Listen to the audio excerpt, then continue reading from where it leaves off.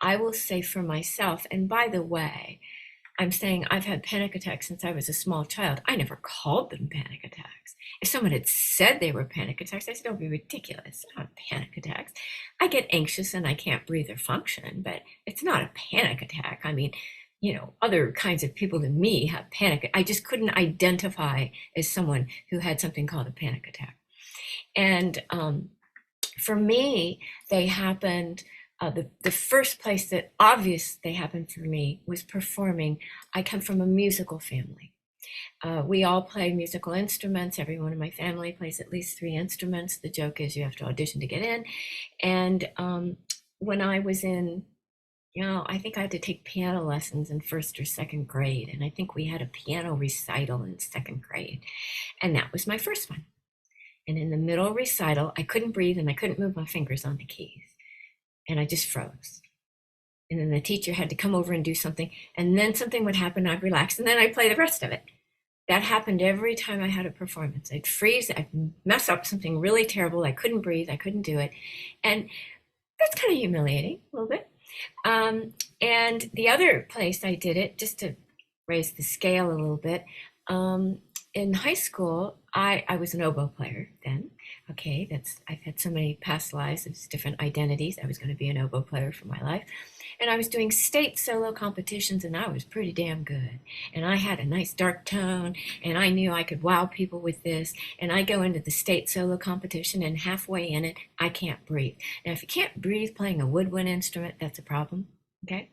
And so there's this, right? So instead of getting a 1, which I was that level beyond, I got a 2. It's the rating system they have, but that was humiliation of another level. I'm now a young woman, not able to function while I'm performing. As an actress with auditions, I would have it, once I got I had it on the job. Not in theater, because theater you rehearse. When a camera's on, they go action, I go, okay. And I couldn't remember any of my lines. I just could never remember any of my lines. And the other thing that had happened since I was a child was with doctors. And a lot of people have this. In fact, I know people who are doctors who have an issue of seeing doctors, okay? But there was something about a doctor or a man of authority. I couldn't speak. They'd say, what's going on? I couldn't speak. I would just sit there and look at them. I think they thought it was like not right. I just couldn't say it. I went, that's it. And that's not handy. And then, and I power through it in various ways. And when I became an actress was all theater. Theater, you get all these rehearsals. So it's very different. It's not like this one moment you have to do. And my first big job in theater was I did undergrad in 3. So my parents gave me 1 year of grad school. You got 4 years of college in a car and they're done with you, was how they did it. And so I did undergrad in 3, and my year of grad was NYU, and then I took a leave of absence. I'm still on it. I think they know I'm not coming back. But there they had this circus class, and at that time there was a big Broadway show called Barnum that was opening. It was on Broadway, and you had all these circus skills of everyone. And they came to our class to recruit people, but they wouldn't let them take us because we were students. And then a year later, the Broadway show was a hit, and they did a first national tour. They're taking the Broadway show all over the country. And it's a big deal. The first national tour is the big one where you go to all the biggest theaters in the country, and you get to stay for a month or 2, and it's a big deal. And I auditioned for that. I got in it. And in the show, I played sax and flute and juggled and spun plates and all that stuff. And I also did trapeze. That was my specialty in the circus class. I loved trapeze. Now, it was a still trapeze. It wasn't a swinging one, which I've done after that. That takes too many abdominal muscles. But it was a still trapeze where I learned on one about 10 feet in the air, and a big guy would come and lift me up, and then I'd do this routine, and I'd love to like balance forward and then fall forward, or sit up and then just fall backwards and catch myself by my ankles while people screamed. Oh, I just thought that was so much fun. And I had all these ways of looking pretty and great and scaring people. And then when we opened and we rehearsed on the Broadway stage of the show, and the trapeze was about 16 feet in the air, maybe 20 feet in the air. But the balcony was like right here. So these people are right here, and I saw, and it was okay. I got it. Then we opened in the Sanger Theater in New Orleans, or Nolans, I guess. And when we opened down there, the trapeze was 35 feet in the air, and the balcony began beyond the 25th row, so I don't see anybody, and the ceiling was literally a planetarium. I mean, with stars. Okay, so I'm upside down, disoriented. I'm in space, and that's when I realized I had a fear of heights. Okay, I didn't know I had a fear of heights. I realized I had a fear of heights as I was in my first Broadway show, and when we rehearsed the first time, I went out. I couldn't let go when it was time to come down. Like, we got hauled up. They put a rope and you just put your arm up and they haul you up and then you do it. And then it's time to come down. I couldn't let go of the trapeze. I couldn't let go.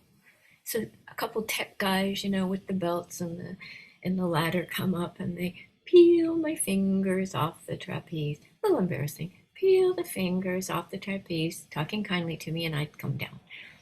So finally I did what I had to do. The trapeze was the last thing in the show. Every time the music happened where we have to go running out and do the big finale for the trapeze, I stopped breathing.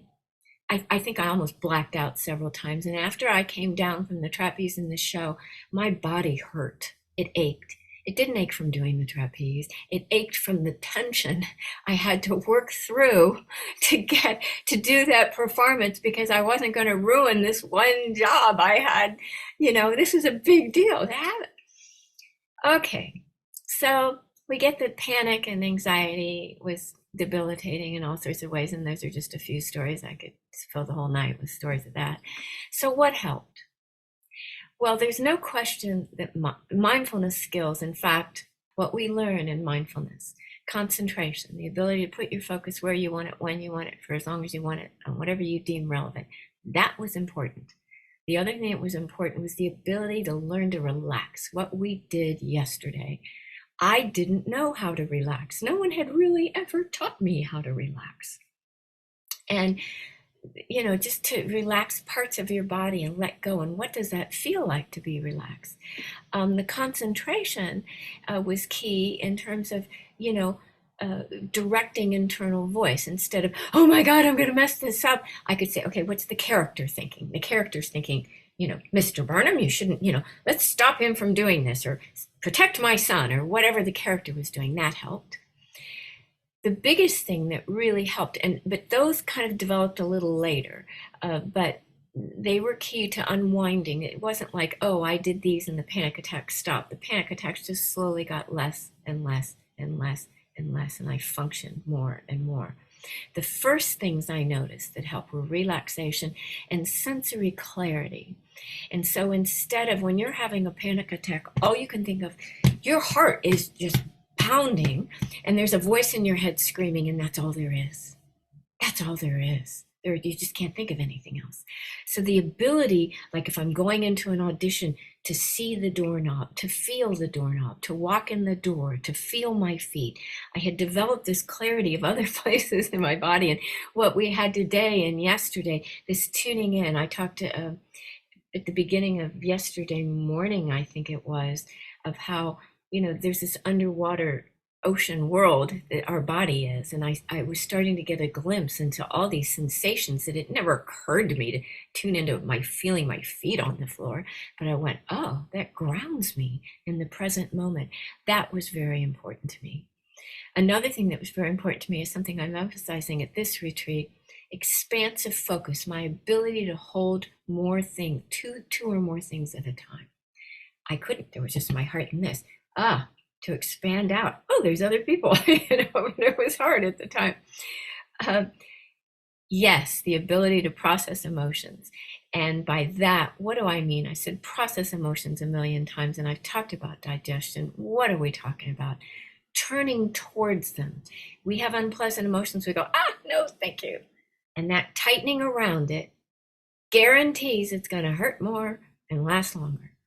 And you turn towards it with acceptance and allow it to flow. That's the key. There's other ways, but that's basically processing emotions. The other thing that was really key for me was the voice in my head. And I gave you strategies today when I gave you that long list of strategies. One of them was really key to me, and it involved humor. When I realized I had the voice in my head, because up to then I thought the voice was me, but when I realized it was a voice and it was going, oh no, oh no, oh no. I mean, it was screaming. Like if you heard my voice, you'd be panicked too. Okay. Talk about a soundtrack. Well, I named it Mr. Bill. Now, only people over a certain age are going to know who that is, and I might even have to remind you.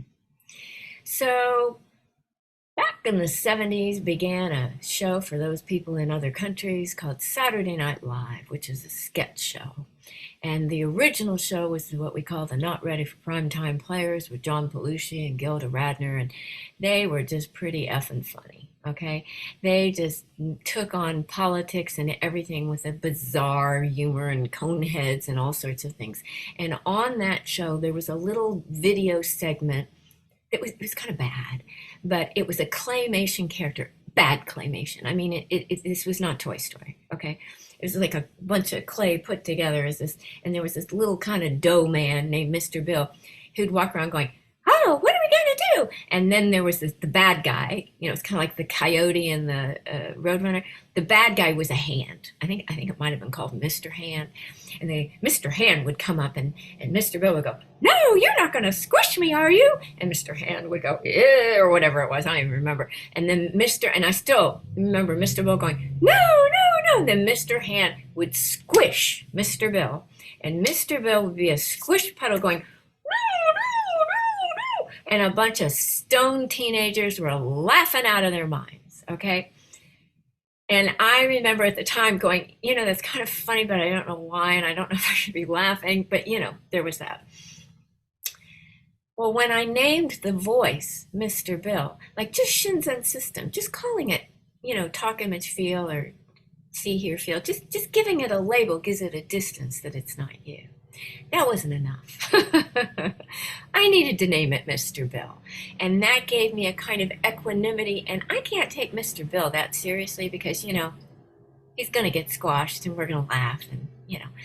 And so what was really interesting is when I named it Mr. Bill, it gave me enough distance. And then as I developed more sensory clarity, and it wasn't like, oh, I can tune into these things now, I became fascinated by sensory clarity. It was rich. It was exciting. The processing of emotions was like, oh, this is so cool. That, oh, no, turned into, oh, boy, which is what it is now. Okay? That was not overnight. But it went from, no, no, no, to, oh, boy, I have a lot of anxiety. Cool. Let's, you know, that's a big shift. Now, slowly these events, these anxiety events where I didn't function well, that weren't panic attacks, they started to get less and less and less and less. And then I had to play a character who had a panic attack. And I'm on a stage and they say, character has a panic attack. And I turn everyone to the director and everyone goes, what's a panic attack? I said, what is it? And the director goes, you haven't had a panic attack? Oh my God, you meditator? Because I was meditating by then. And he said, no, it's like, you know, and John Cryer was in the cast. He played my son. There were a famous British actor was in the cast. Another man who won an award for the role was in my cast. There were probably 5 other actors in the cast. 4 of them explained to me what panic attacks were from personal experience. They had all had them.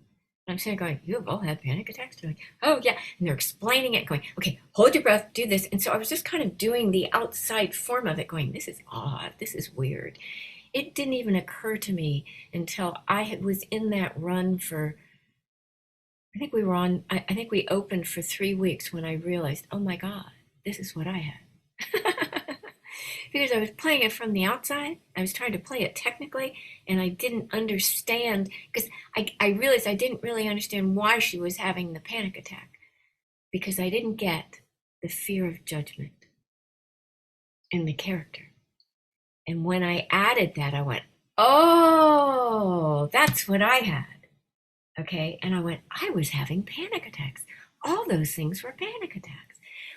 So I was able to see what the culprit was. And I realized that during the process of doing this work and working through it, that I had let go of a lot of self-judgment.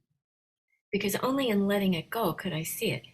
Do I still have some? Oh, we haven't cleaned out the whole closet, but I let the iceberg go. We have chunks of ice around. And for my students, I created that shared presence exercise that I'll show you. And the other thing that really helped, and this is for panic attacks, I started what now I would call self-care. I didn't call it self-care then, but I started self-care. I started being kind to myself. I basically started taking care of myself, like getting sleep, like basic, just basic care of myself. And my system, I realized, I talk a lot about that traumatized animal by the side of the road. I was that. I was, okay, I got to do this. I got to do, I was running around for a couple decades, my 20s and 30s that way, for the most part. I mean, you would, not all the time, but that was a dominant flavor. So in summary, for the panic attack part, I realized I wasn't judging myself as much with logs in the fire, right? I was kinder to myself. I was lighter. That humor helped a lot. The sensory clarity, I was filling my awareness with the sense, like see, hear, feel, touch, taste. Oh, a bus would go by and I was thrilled. Oh, I could feel the vibration of the bus. I used to go, I hate buses, right? I was just in the world in a whole different sensory way. That helped me. And the more I tuned into sensory world, and today it was one of the strategies, you can fill your attention with something else expansive. There's less room for the judgment to take hold. And if you don't feed the judgment, at some point it just kind of gives up. It goes, well, if she's not really going to pay attention, I'm leaving, something like that. And what's the most important? I don't know, but I did learn how to process my emotions. That's putting out the fire. The judgment puts the logs in the fire. The processing emotion puts out the fire. And I was appreciating, it wasn't just like, oh boy, I was appreciating the process of purification. And I learned that all from Shinzen. I knew that purification was just not on my radar until Shinzen. And like I said, I work with a lot of clients and students with panic attacks now because I mentioned it once publicly and everyone responded. And so I want to share that. I remember when Shinzen for the first time shared that he had, he just couldn't write anything. He'd rather do equations. What's that called? He just couldn't do it. And so I had to write things for him. If something had to be written, I had to write it. He goes, yeah, you write it and just say it and put your name on it, kind of thing. And when he shared that he had this inability to kind of write things, this, not a phobia, what's the word for it? He ended up going to a therapist to help him through it. But I remember the day he brought that up, everyone in the room went, oh, he's had a problem too. And I saw the whole room of people in the Sangha during that Dharma talk have hope. And I remember it said, wow, we got to encourage him to share his own problems some more.